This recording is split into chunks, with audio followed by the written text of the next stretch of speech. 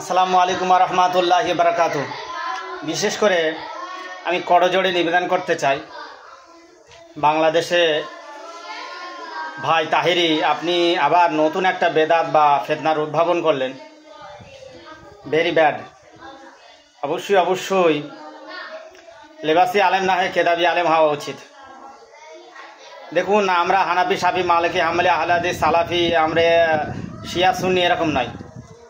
আপনি নতুন আবার তুলেছেন তুমি কে আমি কে, সুন্নি। আস্তাগফিরুল্লাহ।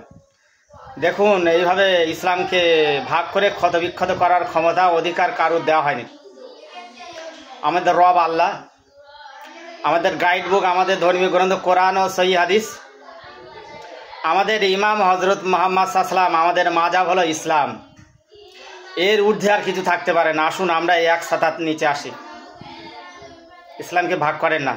আর যারা করবে অবশ্যই কোরআন বলছে, সহিহ হাদিস বলছে, কিয়ামতের দিন অবশ্যই আল্লাহ রসুলের কাছে তাদেরকে জবাব দিয়ে করা লাগবে। অবশ্যই তারা কাঠগড়ায় দাঁড়াবে।